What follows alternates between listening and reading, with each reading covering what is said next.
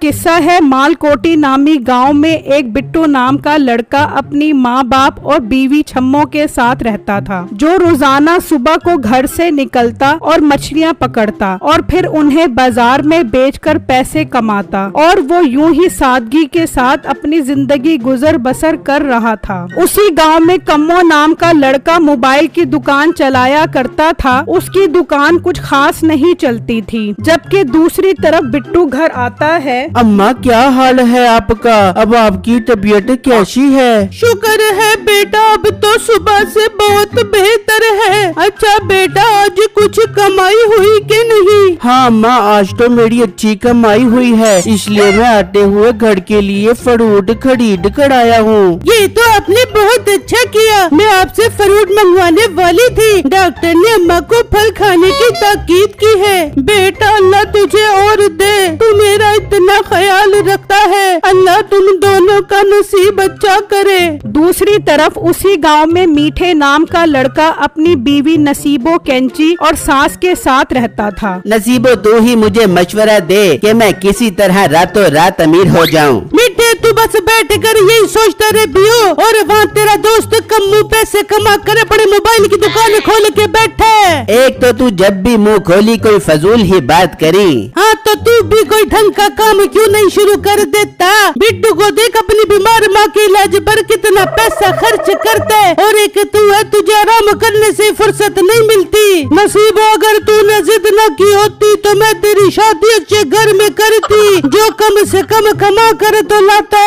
बस अम्मा, गलती हो गई, मेरी अक्ल पर पत्थर पड़ गए थे। अगर मुझे थोड़ी सी भी अक्ल होती तो मैं इससे शादी कभी भी न करती। बस तुम दोनों माँ बेटी फिर से शुरू हो गई। एक तो तुम दोनों को पैसों के अलावा किसी और चीज का ख्याल ही नहीं आता। गुस्से में मीठा घर से निकल आता है और चलते चलते उसी लड़के की दुकान पर आता है जिसने मोबाइल की दुकान बनाई थी। आओ मीठे भाई, बताओ कैसी जिंदगी गुजर रही है तुम्हारी गांव में? ना पूछ मेरे भाई, यहाँ गांव में तो कुछ नहीं रखा। बाहर निकलो तो कमाने की टेंशन, और घर बैठो तो बीवी की चक चक बक बक शुरू हो जाती है। मीठे, तू मेरे साथ काम शुरू क्यों नहीं कर देता? मैं तुझे अच्छी तनख्वाह दूंगा, इस तरह तुझे अपनी बीवी के ताने भी नहीं सुनने पड़ेंगे। क्या ऐसा मुमकिन है? मगर मुझे काम क्या करना होगा? बस तू मेरे साथ मोबाइल बेचने में मेरी मदद कर, और मैं तुझे हर सेल पर कमीशन दूंगा। यूं मीठा कम्मो नामी लड़के की दुकान पर काम करने के लिए रजामंद हो जाता है और घर आकर अपनी बीवी को बताता है, तो वो भी खुश हो जाती है कि चलो इस तरह फारिग बैठने की बजाय वो कुछ काम तो करेगा। मीठा सारे गांव वालों का ध्यान मोबाइल फोन की तरफ लगा देता है। चूँकि गांव में मोबाइल इतने आम नहीं होते, तो इसीलिए गांव वालों को इसे खरीदने का नया जोश चढ़ जाता है और मर्द और औरतें अपनी सारी जमा पूंजी मोबाइल खरीदने और फिर इसमें नेट डलवाने पर खर्च कर देते हैं। और अब गांव वालों की हालत देखो तो कुछ यूं थी कि हर मर्द औरत के हाथ में भी मोबाइल फोन होते हैं। कम्मू मेरे भाई, देख कैसे चालाकी के साथ मैंने तेरी सारी आमदनी बढ़ा दी है। हाँ मीठे, अब मुझे दुगना मुनाफा होता है पहले के मुकाबले। ये सब तेरी वजह से मुमकिन हो सका है। दूसरी तरफ गांव में बिट्टू जब इन गांव वालों का हाल देखता है तो उसे बहुत अफसोस होता है और वो गांव वालों को समझाने की बहुत कोशिश करता है, मगर कोई भी गांव वाला उसकी बात पर कान नहीं धरता और बिट्टू गुस्से में घर आ जाता है। बेगम, तुमने ये गांव वालों का हाल देखा? आज मैं मछली बेचने बाजार गया तो दुकानदार भी मोबाइल पर लगा हुआ था और मैं बार बार उसको आवाजें दे रहा था। तब जाकर उसने मेरी बात सुनी और तो और पैसे भी बगैर गिने मुझे दे दिए।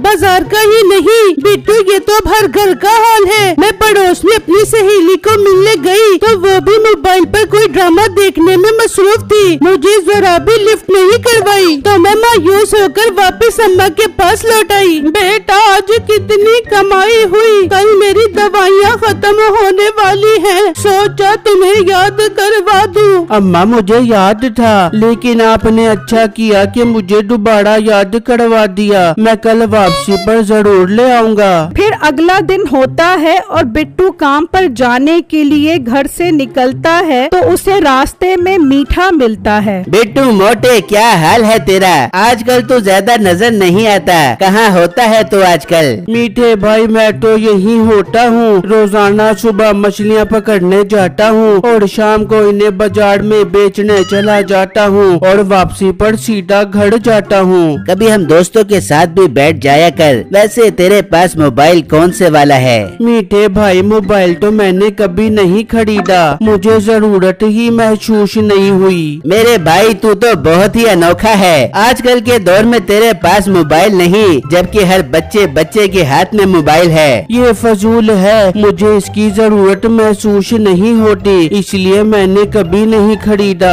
मगर दोस्तों की बुरी सोबत असर दिखाती है। आहिस्ता आहिस्ता बिट्टू मीठा और उसके लोफर दोस्तों के साथ बैठने लगता है। वो रात को देर से घर आता और सुबह देर से उठता। काम पर भी उसका ज्यादा दिल न लगता और पैसे भी बहुत कम कमाता, और जो पैसे वो कमाता तो दोस्तों में उड़ा देता। कई हफ्ते गुजर गए और घर का खर्च भी मुश्किल से पूरा होने लगा। तो फिर बिट्टू के माँ बाप को फिक्र सताने लगी। तभी बिट्टू घर आता है। बिट्टू अब आप काम पर ध्यान नहीं देते, इसी वजह से घर का खर्चा भी मुश्किल हो गया है। हाँ बिट्टू, छम्मो ठीक कह रही है। अम्मा तो मैं और क्या करूं, जो कमाता हूं लाकर आप ही को देता हूं, और कहां से कमा कर लाऊं, मैं तो बहुत तंग आ गया हूं। यूं चंद दिन गुजर जाते हैं कि एक दिन अचानक बिट्टू को शदीद बुखार हो जाता है और अब घर की हालत ये थी कि सिर्फ पानी ही मुयस्सर था। तो ऐसी सूरत में बिट्टू के लिए दवाइयों का बंदोबस्त कहाँ से होता? बिट्टू मैं ना कहती थी कि कुछ कमा कर बचत किया कर, अब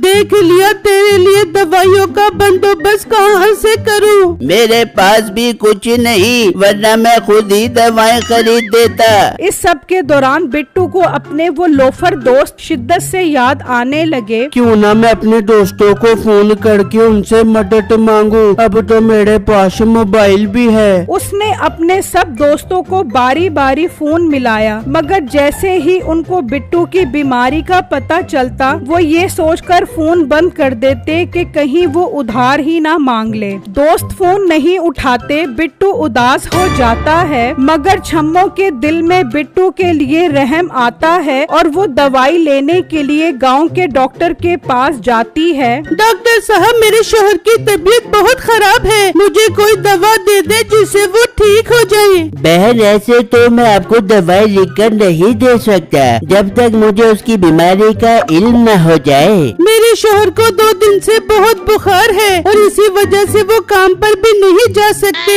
अगर आपको जहमत न हो तो मेरे साथ घर चलकर उन्हें देख ले। ये सही रहेगा, मैं उसकी बीमारी का भी पता लगा लूँगा और उसको दवाई भी लिख दूंगा। फिर वो घर की तरफ चल पड़ते हैं और छम्मो डॉक्टर साहब को बिट्टू के पास ले आती है। डॉक्टर उसका मुआयना शुरू कर देता है। इसको शदीद बुखार है और इसे कई दिनों के लिए आराम की जरूरत है। डॉक्टर साहब, हमारे पास तो दवा खरीदने के पैसे ही नहीं हैं। आप हमें उधार दवाएं ले दें, मैं वादा करती हूँ जल्दी आपके पैसे लौटा दूंगी। डॉक्टर साहब भला आदमी होता है और उनकी दवाइयाँ खरीदने में मदद करता है। ये सब देखकर बिट्टू को शदीद अफसोस होता है। काश मैं अपने माँ बाप और बीवी की बात मान लेता तो आज उन्हें इतना शर्मिंदा न होना पड़ता। मैं अब ठीक होने के बाद दोबारा पूरी मेहनत करूँगा और माँ बाप को कभी परेशानी वाली सूरत में नहीं डालूंगा। फिर डॉक्टर चला जाता है। बेगम मुझे माफ